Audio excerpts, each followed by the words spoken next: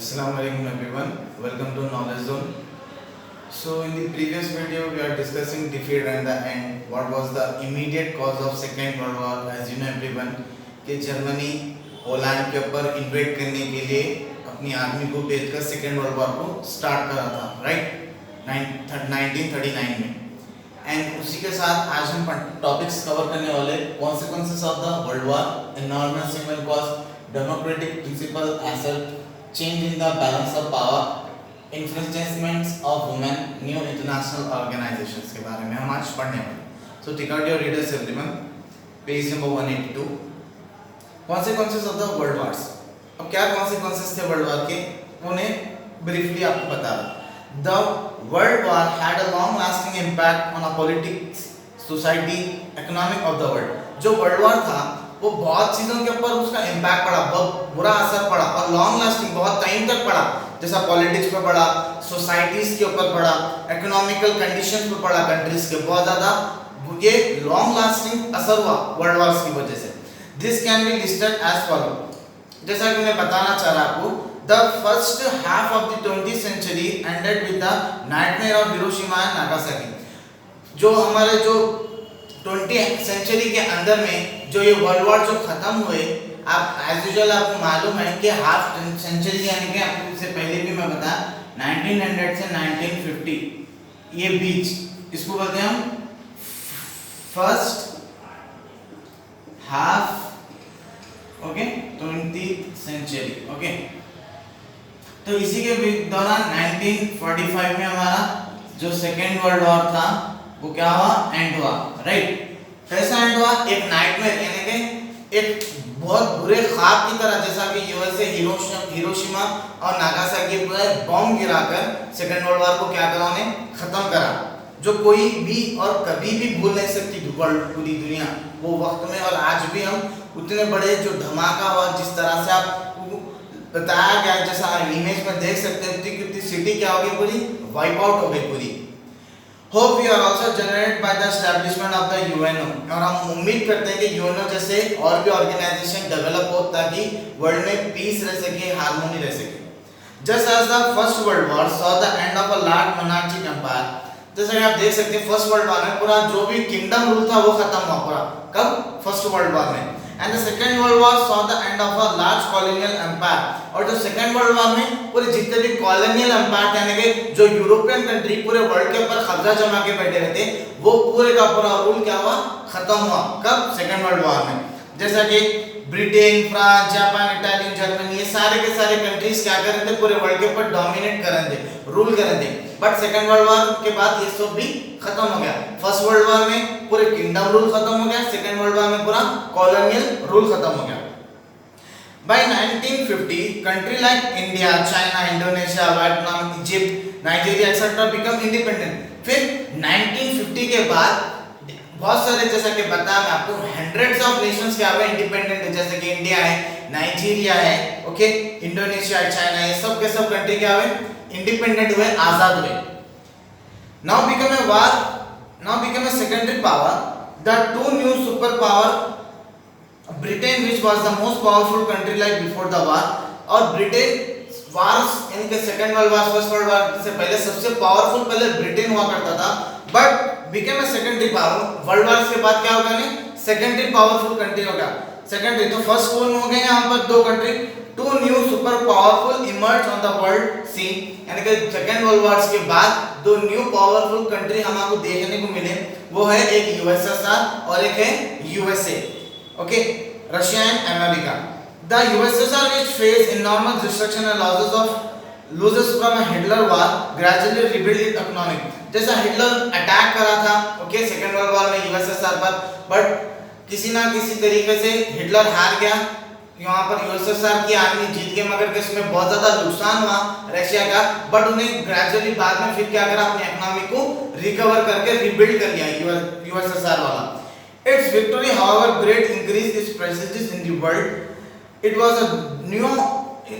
now joined by the entire Eastern Europe and China to form a large socialist camp। तो उसके बाद बहुत बड़ी विक्ट्री देखा गया जहां पर रशिया जर्मनी को बहुत बुरी तरह से हरा दिया, वर्ल्ड वॉर में हराकर एक नया ईस्टर्न यूरोप और चाइना तक पूरा क्या करा, रशिया तक एक अपना एक सोशलिस्ट कैंप फैला, यानी यूएसएसआर, चाइना और पूरे का पूरा ईस्टर्न यूरोप पूरा किससे फैला हुआ है, सोशलिस्ट कैंप, यानी कि वहां पर पूरे कंट्रीज क्या हो गया, यूएसएसआर की बदौलत आजाद हो गए, इंडिपेंडेंट हो गए।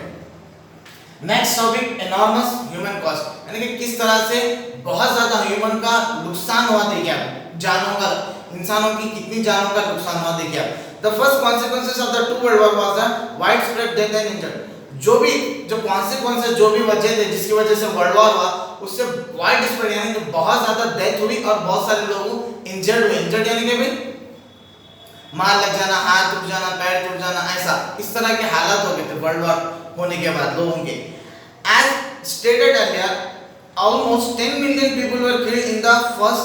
They include about 75,000 Indian soldiers who fought in Africa, Europe on the British side.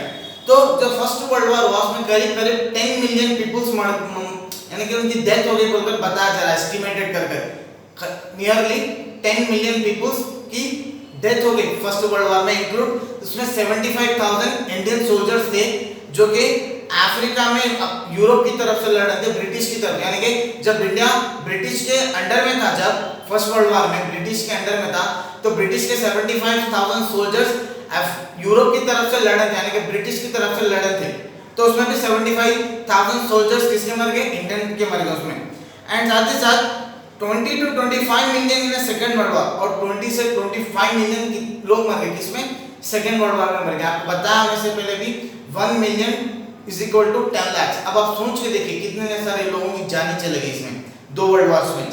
Most of those who had died were men and almost of them were under 40 year of age. जितने भी ज्यादातर लोग जो मरे हैं वो mains ही मरे, यानी कि आदमी ही मरे हैं, जेंट्स, और उसकी कम से कम जो एज बताई गई वो 40 एज थी, यानी कि जो मैक्सिमम जो जिनकी भी डेथ हुई वर्ल्ड वॉर्स में वो क्या एज के थे, minimum and maximum 40। A deadly race of armed weapon particularly nuclear and chemical weapons started after the world war। तो बहुत सारे डेडली वेपन्स, आर्म्स, हथियार यूज करने लगे, जैसा कि न्यूक्लियर है, केमिकल्स, बॉम्ब वेपन्स है, बॉम्ब्स है, इस तरह का इस्तेमाल किया गया था वर्ल्ड वॉर में, जिसकी वजह से इतने सारे लोगों की जानें चली गई थी। And started after the first world war. The world is still constantly living under the threat of total destruction of all life through even an accidental use of a such weapon। तो आज भी दुनिया बहुत ज्यादा threaten में, घबराहट में, ऐसा एक डर फील करती। क्यों कि आज भी ऐसे कोई बहुत सारे ऐसे वेपन्स हैं जिसकी वजह से अगर आज वो वेपन्स को, न्यूक्लियर वेपन्स या आइटम बॉम्ब्स को अगर इस्तेमाल किया गया तो इंसान बचेंगे ही नहीं दुनिया में। तो इसके डर में आज भी इंसान जी रहा, जिसकी वजह से एक्सीडेंटली बता रहा मैं, अरे एक्सीडेंटली भी अगर कोई बॉम्ब ब्लास्ट हो गया तो हजारों लाखों करोड़ों लोगों की जानें चल जाती। यूज भी नहीं, सोच के भी नहीं, एक्सीडेंटली भी अगर वो ब्लास्ट हो गए बॉम्ब जो हर कंट्री में बना के रखे गए हैं, तो आप सोचिए कितना बड़ा नुकसान हो सकता है हमारे कंट्रीज को। And next, democratic principle asset. The world had understood the danger of undemocratic government after the two world war.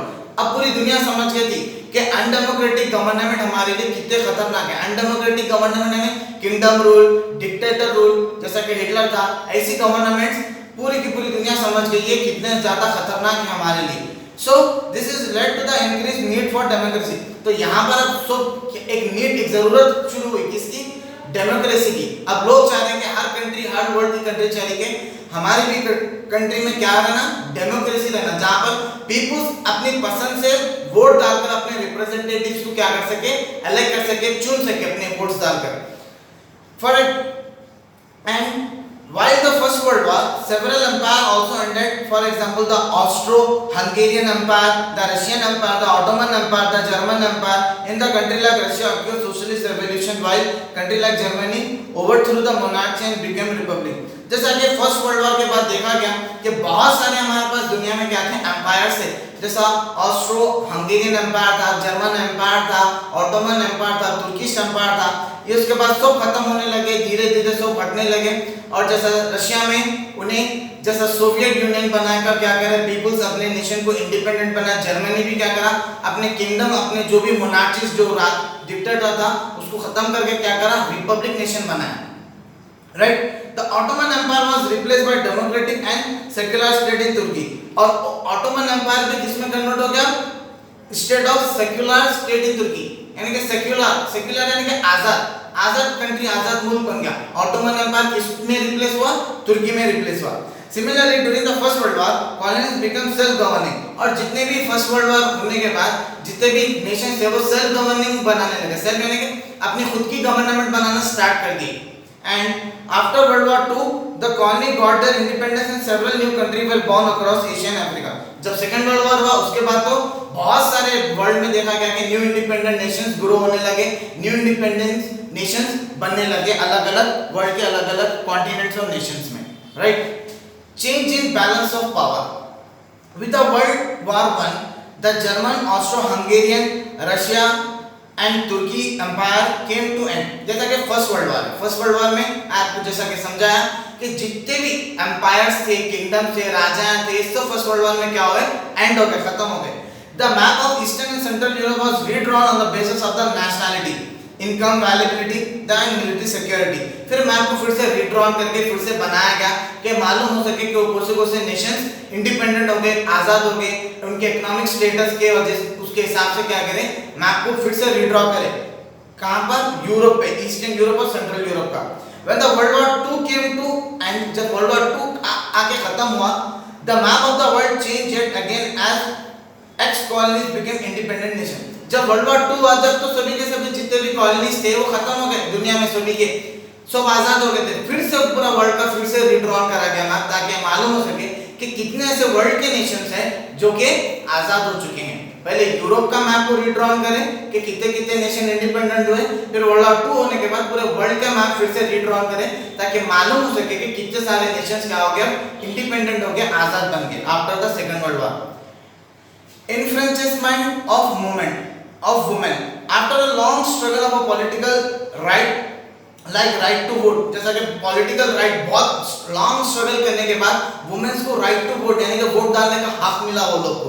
British women got their right in 1918, British के जो औरतें थी उनको कब राइट मिले, 1918 में राइट मिला। In the long lasting war like the world war, जैसा कि लॉन्ग लास्टिंग यानी कि बहुत समय तक चलने वाली जो ये वर्ल्ड वॉर थी, जिसमें industrial production and other services are necessary, जिसमें इंडस्ट्रियल प्रोडक्शन होना जरूरी था, एग्रीकल्चर एक्टिविटी और भी बहुत सारे काम थे जो कि जरूरी थे जब वर्ल्ड वॉर चलने के दौरान बता रहा हूं आपको मैं।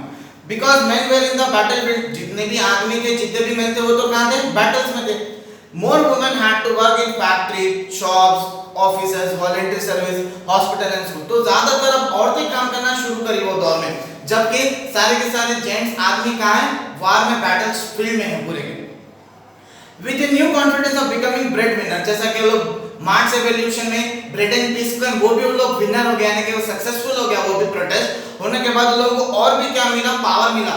Women became raising their voice for equality in all walk of life. तो यहाँ से वुमेन्स को क्या हुआ, पूरी इक्वालिटी मिली, यानी कि पूरी बराबरी मिली। जितना आदमी को राइट्स है उतने वुमेन्स को भी यहाँ पर राइट्स मिलना शुरू हो गए, पूरे वो लोग हासिल करना शुरू करे rights. Getting the right to vote was a big step in that direction, और ये डायरेक्शन में जहां पर लोग अपना हक को हासिल करने, हक को पाने के लिए जो डायरेक्शन में चल रहे थे, सबसे बड़ा स्टेप ये लोग जो हासिल करे वो था राइट टू वोट, यानी कि औरत भी अपनी पसंद से राइट दे सकती है, अपने पसंद से किसी को अपना रिप्रेजेंटेटिव के लिए वोट दे सकती है। बहुत बड़ी अचीवमेंट थी। New international organisation, the united nation organisation, जैसा कि UNO, united nation organisation was established after the world war. ये वर्ल्ड वॉर के बाद, यानी कि सेकंड वर्ल्ड वॉर के बाद ये एस्टैब्लिश किया गया ये organisation. UN is a kind of a world government on a base of 4 principle. तो ये पूरे वर्ल्ड की एक बड़ी सी ऑर्गेनाइजेशन, पूरी वर्ल्ड की गवर्नमेंट है यूनाइटेड नेशन ऑर्गेनाइजेशन, जिसका 4 प्रिंसिपल्स है। क्या है ये? प्रिजर्विंग पीस, पीस मेंटेन करना, अपहोल्डिंग ह्यूमन राइट्स को प्रोटेक्शन करना, एंड रेस्पेक्टिंग इंटरनेशनल लॉ, जितने भी इंटरनेशनल लॉ उसको रेस्पेक्ट करना, ऑल इक्वल मानना सभी कंट्रीज को, एंड प्रोमोटिंग सोशल प्रोग्रेस, और सभी को डेवलपमेंट के लिए क्या करता, यूएनओ सपोर्ट करता, साथ देता, वो लोगों को नए क्या देता, स्कीम्स देता, आइडियाज देता कि वो कोई भी कंट्री है तो उन्हें डेवलप हो सके। It through agencies, it work through agency. अब ये यूनाइटेड नेशन ऑर्गेनाइजेशन की भी क्या करा, उन्हें एजेंसी बना दिया, जैसा कि यूनिसेफ, यूनिसेको, WHO, ILO, इस तरह के ऑर्गेनाइजेशन को बनाया गया। The UNO, despite being accused of becoming a tool for the great power like US and Russia, has managed to prevent war, maintaining peace and stability. तो जैसा कि यूनाइटेड नेशन ऑर्गेनाइजेशन क्या करा, दो बड़े पावरफुल कंट्रीज को क्या करा, आपको ये सारी की सारी जिम्मेदारी दी यूएसए और यूएसएसआर को, ताकि ये लोग वार्स से प्रिवेंट करने बचा सके और स्टेबिलिटी मेंटेन कर सके पूरे वर्ल्ड में. We learn more about UNO, how it work in 19 chapter in detail. तो यूएनओ और कैसा काम करता है, उसके क्या रिस्पांसिबिलिटीज है, हम ये डिटेल में 19 चैप्टर में पढ़ेंगे पेपर 2 के. So now we are completing our World War chapter. Okay, so inshallah in the next video inshallah we will going to discuss our new chapter. Okay.